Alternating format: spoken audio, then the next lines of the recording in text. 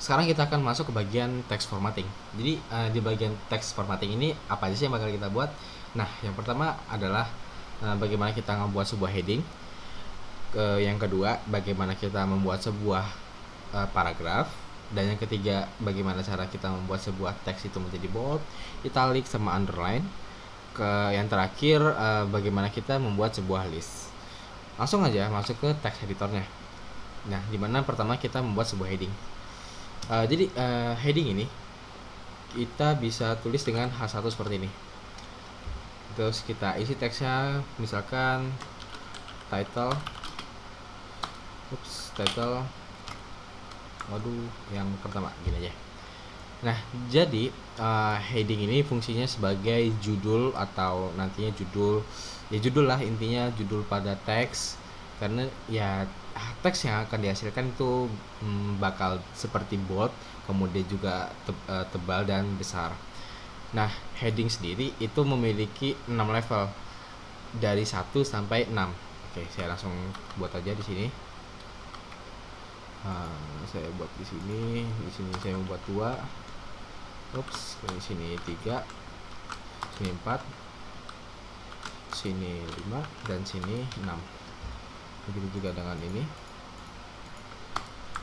Kita buat 1. Maaf banget. 2, 3,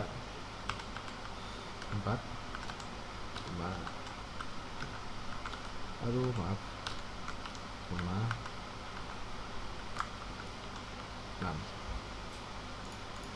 Nah, jadi yang seperti saya singgung tadi, bahwa heading ini ada levelnya, ada level dari 1 sampai ke 6.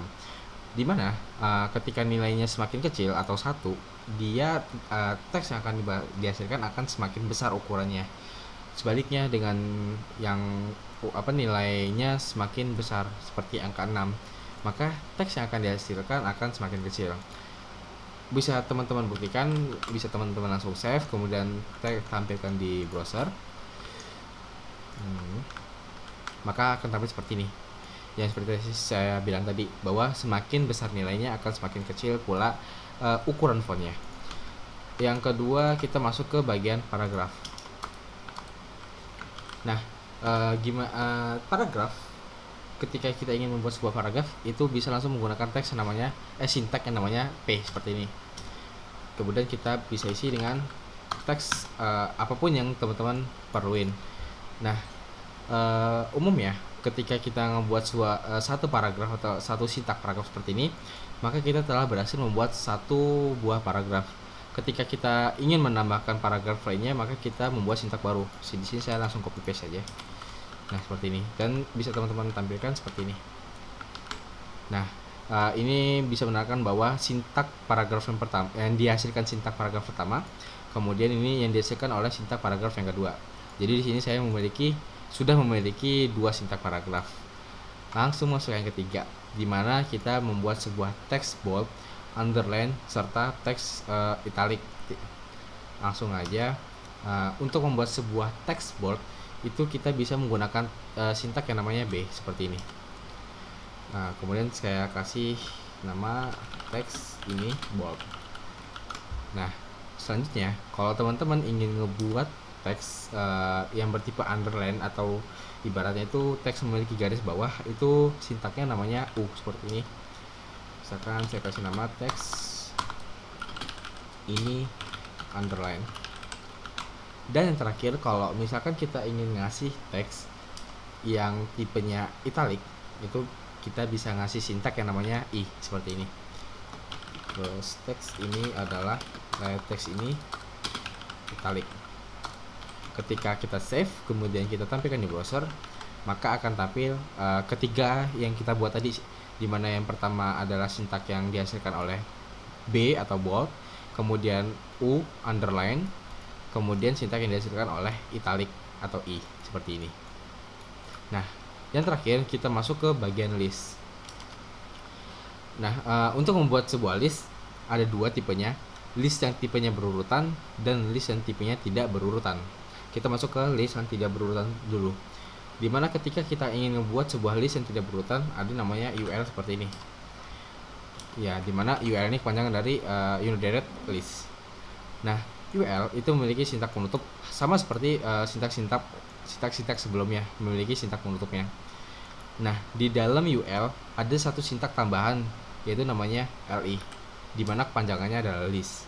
Nah, di sini kita bisa menampilkan banyak list, seperti misalkan saya menampilkan list nama-nama buah mungkin, misalkan pepaya.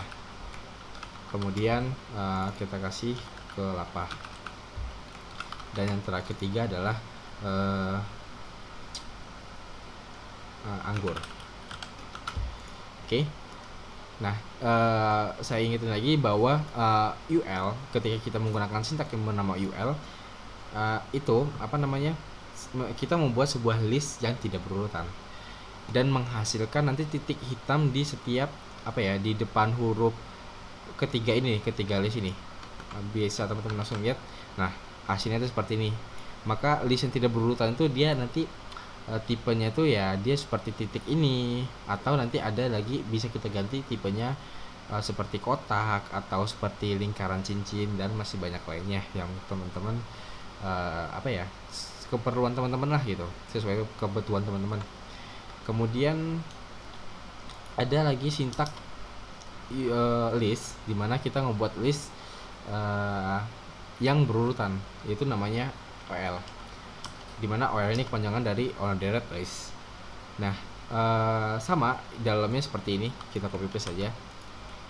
Yang jadi pembeda, kalau misalkan yang tadi list yang tidak berurutan menampilkan bahwa ini titik di depannya, bahwa kalau menggunakan OL depannya nanti akan menampilkan seperti angka seperti ini, atau bisa kita ganti nanti seperti angka Romawi atau seperti memakai huruf seperti ABC dan banyak lain yang bisa kita ganti tipenya selain kedua pada default list tersebut.